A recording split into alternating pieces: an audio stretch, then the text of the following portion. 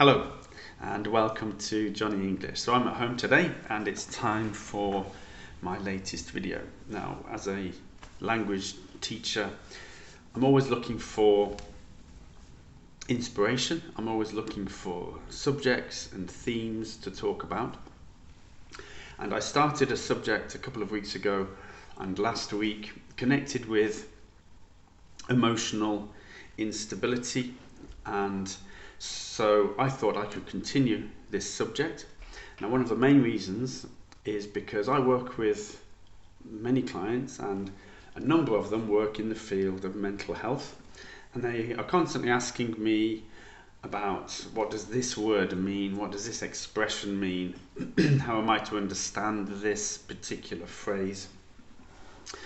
And having had some experience of somebody who suffers from emotional instability, I thought it would be good to bring my experience, not that I'm any kind of expert, but my personal experience to my videos to describe how behaviour can be manifested and what, from a psychological point of view, we would call that. So as I said, I'm no kind of expert. I'm not attempting to make a diagnosis. I'm just explaining my own experiences and how this person that I know would behave and what we would call that in English. So it's about language primarily. So what can we say? We can use the word unsound mind. Now, it's quite interesting. The word sound means that it's working as it should. Maybe from a mechanical point of view, an engineering point of view, if something is sound, it means it's functioning in the way that it was intended. So, excuse me. So, when we put a prefix from a language point of view in front of sound, it becomes unsound, which means that it's not functioning as it should. From an engineering point of view, it's not functioning in the way that it was intended. And from an emotional point of view, the mind, the emotions are not acting in a way that can be trusted, that is consistent. And so you will have behaviour that I personally experienced. You would have somebody behave in one way, one moment, and then very quickly they would change and act in another way, indicating that their mind is not stable, it's not solid. It can't be trusted to motivate them to act in the same way all the time because of some probable emotional deep scars. And that brings us on to the other word that I wanted to talk about at this point, which is emotional instability. So it's connected very closely with an unsound mind. Emotional instability. So again, we have stable, which means, for example, if a table or a chair is stable, it means it's safe to sit on the chair, safe to use the table, it's not going to move, it's not going to collapse on you. But if it's unstable, then you can't trust it again. If you sit on the chair, it might collapse, the chair might fall, the table might fall over. So because it's unstable. So when we talk about emotional instability, it means the mind is the emotions are able to flip one extreme to the other very quickly. And again, that's something I experienced with this person. You could have a conversation from one moment, the person might be very angry, upset, emotionally creating a big scenario or scene, and the next moment they completely changed, and you would feel very upset yourself, and they would have changed to be happy because of the instability of their emotional state. So that brings us on to two more expressions that I just want to speak about. One is projection. Now, projection is, for example, you have a projector, for example, a TV projector, which takes a picture and it throws it onto the wall so that you can see the picture on the wall. It projects the picture from the machine to the wall. And there were many words connected with projection and projector. So for example, you have a projectile is something that is thrown from one thing to another. It's something which is thrown. So in this case, picture is thrown, projected onto the wall from the machine. And people who are emotionally unstable or who have an unsound mind or are somehow have a mental disorder, they very often project. They take your personality and make it their own. So that's one way of projecting. And I said, it doesn't matter if it's friend, family member, romantic relationship, business partner. They take the things from you that they would like and they project those personality traits onto themselves and claim them as their own.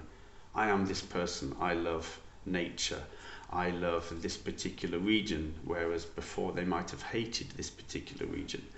I love this kind of food, whereas before they'd never tried it. Because you like those things, you do those things, they take them to themselves and claim them that they've always had those ways of behaving.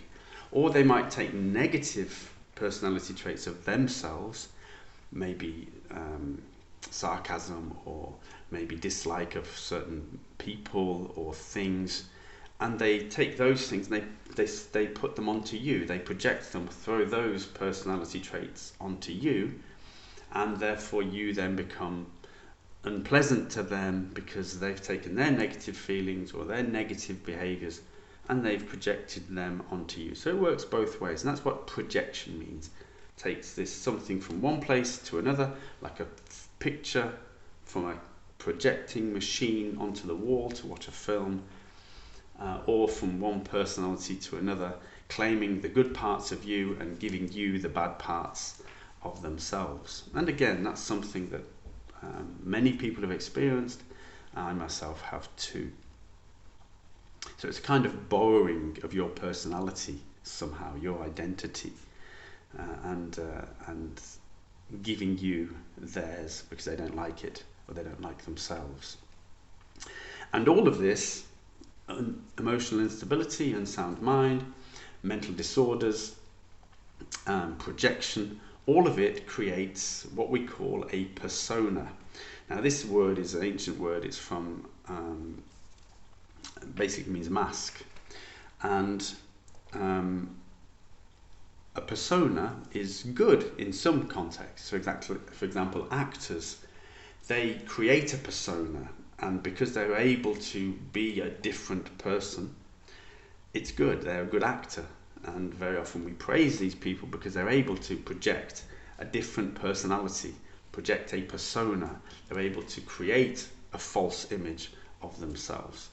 But when it's in a relationship, business, personal, family, or romantic, it doesn't matter, as I said, friendships, when a persona is not real, it's very hard to know the person.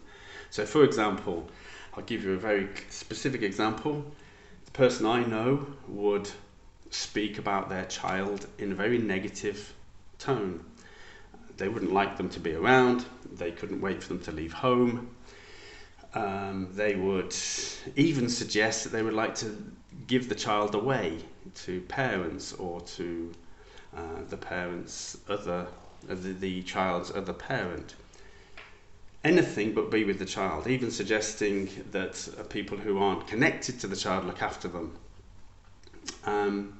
But then they would project an image of being the perfect parent, and they still do in fact project an image of being the perfect parent. Photographs with the child, using the child in business settings to show what a great parent they are, whereas in private, personal conversation, directly to me, for example, they would say something very different.